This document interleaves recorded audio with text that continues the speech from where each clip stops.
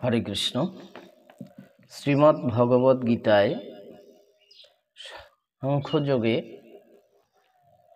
তো ভগবান শ্রীকৃষ্ণ অর্জুনকে বলছে কি, হে অর্জুন, ইন্দ্রিয়গণের সহিত বিষয়ের সংযোগে সুখ দুঃখ শীত গ্রীষ্ম বোধ জন্মে। অতএব এই সকল অনিত্য বিষয় তুচ্ছ জ্ঞানে সহ্য করাই ঠিক। তা হে পুরুষশ্রেষ্ঠ, যে ব্যক্তি জ্ঞানী তিনি এই সুখ ও দুঃখকে সমান মনে করেন, যাহাকে এই সকল ইন্দ্রিয় পীড়া দিতে পারে না, তিনি মোক্ষ লাভ করিতে পারেন। অনিত্য বস্তুর অস্তিত্ব নাই, নিত্য বস্তুরও বিনাশ নাই। তত্ত্বদর্শীগণ ইহার প্রকৃত রূপ জানিতে পারিয়াছেন। তাহলে আমরা কি বুঝতে পারি? যে অনিত্য বস্তুর কোনো অস্তিত্বই নাই, আর নিত্য বস্তুর বিনাশ নাই। তাহলে অনিত্য বস্তু কি আর নিত্য বস্তু কি? তাহলে এই অনিত্য বস্তু হচ্ছে এই জড় সংসারের যা কিছু আমরা ভোগ করছি, যাকে আপন ভেবে আমরা আঁকড়ে ধরে আছি, এই সমস্ত বস্তুগুলো হচ্ছে অনিত্য বস্তু। যে বস্তুগুলোকে আমরা চির আপন ভেবে আজীবন আমার সঙ্গে থাকবে, এই ভেবে যেগুলোকে আমরা আঁকড়ে ধরে আছি, সেগুলো হচ্ছে অনিত্য বস্তু।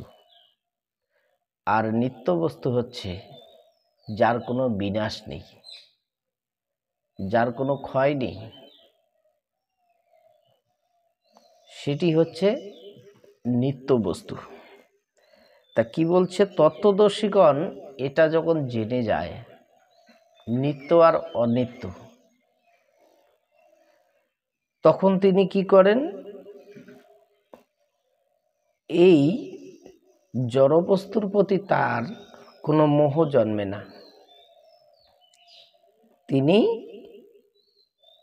তার প্রকৃত স্বরূপটা জেনে তিনি তখন সেই ভগবানের ভজনা করেন।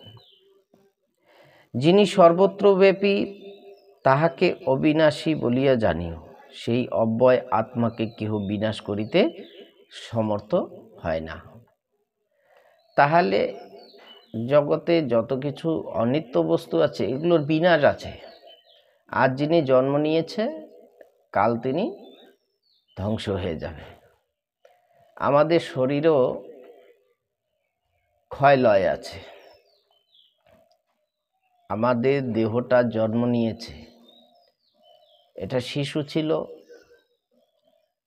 কৈশোরে এসে গেল, যৌবনে আসবে, বার্ধক্য আসবে, তাহলে এইভাবে শেষে বৃদ্ধ এসে যাবে। তারপর দেহটা আমাদের শেষ হয়ে যাবে, কিন্তু আত্মার কোনো বিনাশ নেই। তাহলে আমার দেহটা বিনাশ হবে, কিন্তু আত্মার কোনো বিনাশ নেই।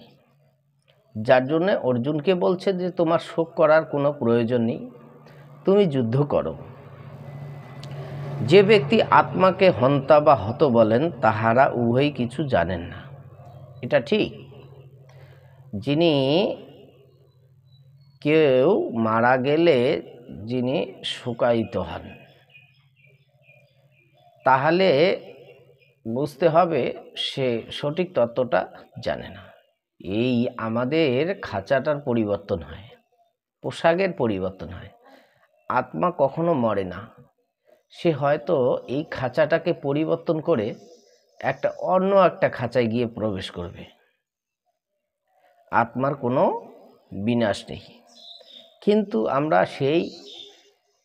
এই মায়ামোহে কিছু অনিত্য বস্তুর প্রতি আমরা আকৃষ্ট হয়ে যাই। দীর্ঘদিন সময় থাকার পরে তার প্রতি একটা মোহ জন্মে, একটা মায়া জন্মে, যার জন্য আমরা কেঁদে ফেলি বা তাকে অতিরিক্ত ভালোবেসে ফেলি। আর এর টানে আমাদের অনেক শোক হয়। তা যিনি এই তত্ত্বকে জানেন তিনি কখনো শোক করেন না। তা কি বলছে, যে কারণ আত্মা কাহাকেও বধ করে না বা কাহারও দ্বারা হত হয় না। আত্মা কাহাকেও বধ করে না বা কোনো অস্ত্র শস্ত্রের দ্বারা কখনো তিনি হত হন না। এই আত্মা কখনো জন্মে না বা মরে না, বারবার জন্মিয়ে সে বৃদ্ধি পায়। ইহা ক্ষয়ক্ষতি কিছুই নাই। ইহা অজন, নিত্য, শাশ্বত ও চিরপুরাতন। ইহা দেহ হতে হত হইলে আত্মা হত হয় না। যে আত্মা কখনো জন্মেও না মরেও না, অজনই সম্ভব।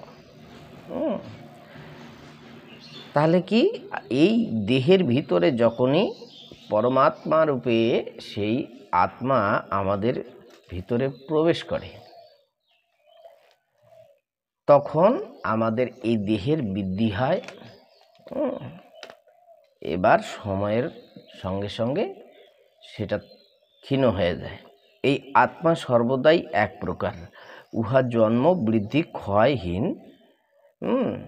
তাহলে আত্মা হচ্ছে, এটা কি বলছে, সর্বদাই এক প্রকার, ওটা বাড়েও না কখনো কমে না। দেহের যেমন এটা আমাদের বৃদ্ধি আছে, যত জীব আছে এর বৃদ্ধি আছে। হয়তো মাতৃগর্ভে জন্ম নিল, তারপরে প্রসব হওয়ার পর ধীরে ধীরে দিনে দিনে এইভাবে বাড়তে থাকে।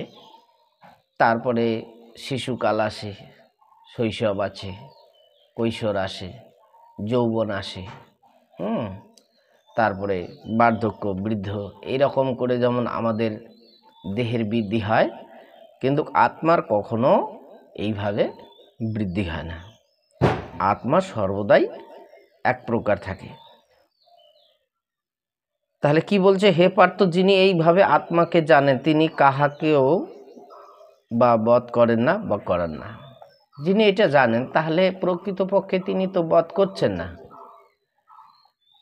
কাহার প্রতি তো তিনি অন্যায় করছেন না। মানব যেমন পুরাতন বস্ত্র ছাড়িয়া নতুন বস্ত্র পরিধান করে, সেইভাবে আত্মা পুরাতন দেহ ছাড়িয়া নতুন দেহ ধারণ করে। তাহলে এটা কি বোঝা গেল, সময়ের সঙ্গে সঙ্গে কি হয়, সেই আমরা যেমন পুরাতন হয়ে গেলে বস্ত্র, আমরা সেটা আমরা কি করি, সেটাকে ছেড়ে আমরা নতুন একটা বস্ত্র পরিধান করি। সেই রকম যখন বৃদ্ধ হয়ে যায় বা আমাদের আয়ুকাল শেষ হয়ে যায়, তখন আমরা এই খাঁচাটাকে ছেড়ে দিয়ে আমরা অন্য একটা খাঁচায় গিয়ে প্রবেশ করি। এই আত্মাকে অস্ত্র দিয়ে ছেদন করা যায় না, অগ্নি ইহাকে দগ্ধ করিতে পারে না, জল উহাকে আর্দ্র করিতে পারে না, এবং বায়ু ইহাকে শুষ্ক করিতে পারে না। তাহলে আত্মাকে কখনো কোনো কিছুর দ্বারা ধ্বংস করা যায় না। এই আত্মা হচ্ছে অভিন্ন, কোনো কিছুর দ্বারা ছিন্ন করা যায় না, দগ্ধ করা যায় না, শুষ্ক করা যায় না, সিক্ত হয় না। ইহা চিরকাল একভাবে আছে। আত্মা সর্বব্যাপীও পরিবর্তনহীন, ইহা অচল ও সনাতন। তাহলে সনাতন কাকে বলছে, যার কোনো বিনাশ নেই, তিনি চিরসত্য, যার কোনো ধ্বংস নেই। ইনি হচ্ছে সনাতন, সত্য, যার কোনো ধ্বংস নেই। অতএব ইহাকে এই প্রকারে জানিয়ে ইহার জন্য তোমার অনুশোচনা করা উচিত নয়। তাহলে তুমি অর্জুনকে কি বলছে, যদি তুমি প্রকৃত এই তত্ত্বটা জানো, তাহলে তো তোমার কোনো শোক করার প্রয়োজন হয় না। এই কথাই অর্জুনকে বলছে। যার জন্য বলছে তুমি শোক করিও না, আমি তোমাকে যাহা বলি সেইভাবে তুমি যুদ্ধ করো, সেইভাবে তুমি ক্ষত্রিয়ের পরিচয় দাও, সেইভাবে তুমি ধর্মসঙ্গত হও, তাহলে লোকে তোমার প্রশংসা করিবে। আর যদি তুমি ভয়ে পালিয়ে যাও, যুদ্ধ না করো, মোহগ্রস্ত হয়ে যাও, তাহলে তোমাকে মানুষ অধার্মিক বলবে, তোমাকে কোনো মানুষ আর কোনো দাম দেবে না, তোমাকে সেই বীরত্ব বলবে না।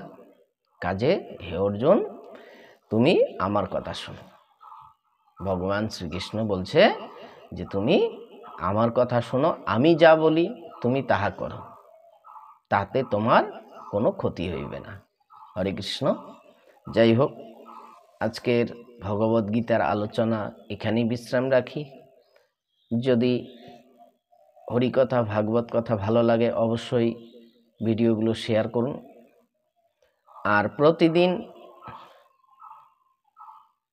এই ভগবদ্গীতা পাঠ শ্রবণ করুন এবং কীর্তন করুন। সুখে থাকুন, শান্তিতে থাকুন, ভগবানের নাম করুন। রাধে রাধে।